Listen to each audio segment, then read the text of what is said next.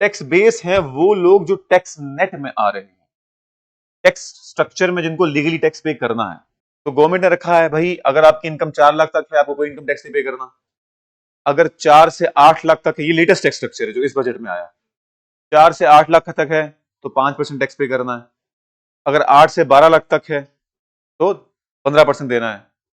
12 से 14 है तो 20, तो on and so fourth, 5% tax बढ़ रहा है। तो टैक्स बेस का मतलब है कितने लोग टैक्स नेट में आ रहे हैं, जिनको टैक्स लीगली पे करना है। जितना टैक्स बेस बढ़ेगी उतना टैक्स रेवेन्यू बढ़ेगा और उतना ही टैक्स रेट घटेंगे। गवर्नमेंट को 100 रुपए चाहिए, अब गवर्नमेंट 10 लोगों से 10-10 रुपए ले ले या 100 लोगों से 1-1 रुपए ले ले, बात तो एक ही है। अगर ज्यादा लोग टैक्स पे करने को राजी हों, टैक्स रेट कम होगा, टैक्स अमाउंट बढ़ेगा।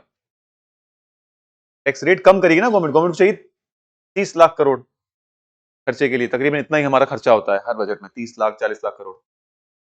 हम है कितने, 150 करोड़। अब वो 30 लाख 50 लाख करोड़ सारा जो लोगों की जेब से नहीं निकालते, कुछ उधार भी उठाते हैं, तो जो बाकी बचता है, अगर हर इंसान दिन का 1 रुपया भी पे कर रहा है तो 150 करोड़ हो गया। चलो मानो छोड़ो 150 करोड़ को, इसमें तो बच्चे भी हैं, बूढ़े भी हैं, वो लोग भी हैं जो अनएम्प्लॉयड है, वो लोग भी जो स्पेशली एबल्ड हैं। कुल मिला के आप 50% जनता को मान लो, 50% को निकाल लो, 75 करोड़। 75 करोड़ 1 रुपया दिन में दे रहा है तो कितना हो गया, 75 करोड़ रुपए डे का। अब साल का मल्टीप्लाई करो, कहां पहुंचेगी बात। तो इसलिए कहते हैं नेशनलिज्म और पेट्रोटिज्म में क्या फर्क है। नेशनलिज्म और पेट्रोटिज्म में क्या फर्क है, सबूत क्या है। आप इस देश का भला चाहते हो, आप इस देश से मोहब्बत करते हो, टैक्स। सिर्फ हम नारेबाजी करेंगे तो वो तो बस हवा की बातें हैं। जो ठेकेदार बने हुए ना लोग, उनको कभी पूछना आपने देश के लिए किया क्या है। अगर आप अपनी इनकम में कायदे से टैक्स पे कर रहे हो तो आप देश के लिए भलाई कर रहे हो, समझिए ना। सिर्फ नेशनल एंथम में खड़े रहना ही प्रूफ नहीं है कि आप देश से मोहब्बत। प्रूफ ये है कि आप देश के लिए इस पर्पज से टैक्स पे कर रहे हो कि यार ये मेरा पैसा देश की भलाई के लिए जाएगा, चाहे कितना ही छोटा अमाउंट हो वो। हर इंसान छोटा छोटा बूंद बूंद समुद्र बनता है। इंसान सोचता है मेरे देने से क्या हो जाएगा, मेरा तो टैक्स 2000 रुपए बन रहा है, वाओ। तो उतना बंदे पे कर रहे हैं। और दूसरा प्रॉब्लम ये भी है कि गवर्नमेंट ने कोई इंसेंटिव नहीं रखा लोगों के लिए, जो टैक्स पे कर रहे हैं ना, उनके लिए कोई इंसेंटिव नहीं है कि बोले कि यार, आपको सामने दिख रहा है कि वो बंदा टैक्स बचा रहा है और बेटर घर बना रहा है, बेटर गाड़ी खरीद रहा है, या बिजनेसमैन है तो अपने बिजनेस में और इन्वेस्ट कर रहा है और मुझे आउट कम्पीट कर रहा है। तो फिर आप सोचते हो मैं करूं क्या, मैं और मेरा कॉम्पिटिटर, हम दोनों पे टैक्स लगता है। कॉम्पिटिटर छुपा लेता है पैसा, और वो पैसा जो उसको टैक्स में पे करना चाहिए था 5-10 लाख, वो उस 5-10 लाख का अपने बिजनेस में इन्वेस्ट करता है, उसका बिजनेस और स्ट्रांग हो जाता है, और मैं वो 5-10 लाख उठा के गवर्नमेंट को दे रहा हूं। तो मुझे ऐसा क्या फायदा है, क्या इंसेंटिव है। ये इंसेंटिव भी छोड़ो, फायदा मुझे चाहिए भी नहीं कि मैं देश के लिए कर रहा हूं, मैं तुम्हारे लिए नहीं कर रहा। लेकिन आप एक इंश्योर करो ना कि कॉम्पिटिटर उसको मिस यूज ना करे फंड्स को, मुझे तो आउट कम्पीट कर देगा सिर्फ इसलिए कि मैंने टैक्स पे किया।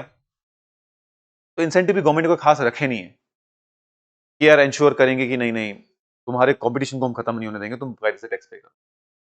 एक होता है डायरेक्ट एंड इनडायरेक्ट, ये तो हमें डिटेल में पढ़ना है।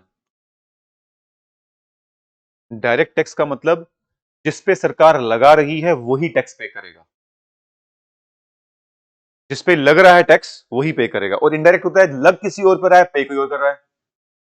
फॉर एग्जाम्पल आप मोबाइल खरीद रहे हो तो मोबाइलों पे टैक्स लग रहा है 28%, इलेक्ट्रॉनिक्स पे लग मोबाइल पे रहा है, मोबाइल कंपनी के प्रोडक्ट पे लग रहा है, पे आप कर रहे हो जब आप पे करते हो।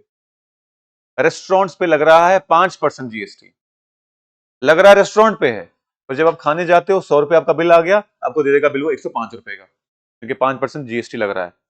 तो लग किसी और पे रहा है, पे कोई और कर रहा है। डायरेक्ट का मतलब लग भी आप पे रहा है, पे भी आप ही कर रहे हो, जैसे कि इनकम टैक्स, जैसे कि कॉर्पोरेशन टैक्स, जैसे कि सिक्योरिटीज ट्रांजेक्शन टैक्स, जैसे कि कैपिटल गेन्स टैक्स। ये सब हम पढ़ रहे हैं, फिर डिटेल में पढ़ेंगे हम कि आप हायर इनकम हो रही है तो हायर टैक्स लग रहा है, लो इनकम है तो लो टैक्स है। जैसे कि 4 लाख तक कोई टैक्स नहीं है इंडिया में, 4 लाख तक इसकी इनकम है सालाना, उस पर कोई टैक्स नहीं है। फिर 4 से 8 लाख तक वाले पे 5% है। फिर 8 से लेकर 12 लाख पे 10% है। 12 से लेकर 16 लाख पे 15%, 16 से 20 लाख पे 20%, तो ऑन एंड सो फोर्थ, 20 से 25 पे 25%, और 30 25 24 से ऊपर 30%। तो हाँ, जैसे इनकम टैक्स बढ़ रही है, आपका इनकम भी बढ़ रहा है, इनकम टैक्स भी बढ़ रहा है। रिग्रेसिव का मतलब है, कहने का मतलब है कि अगर आप 7 तक कमा रहे हो, सिर्फ 7 तक, तब नहीं लगेगा। अगर 7 लाख 1 रुपए कमाओगे तो वो स्ट्रक्चर ऑन हो जाएगा। 4 से 8 तक वाला, उसको समझाऊंगा मैं डिटेल में, ठीक है। रिग्रेसिव का मतलब है इनकम मैटर नहीं करता, आप पे टैक्स बराबर ही लगना है। जैसे कि आप आईफोन खरीदो या अनंत अंबानी खरीदे, दोनों बराबर टैक्स पे कर रहे हैं, उसमें फर्क ही नहीं पड़ता कि आपकी इनकम लेवल क्या है। जीएसटी एक रिग्रेसिव टैक्स है।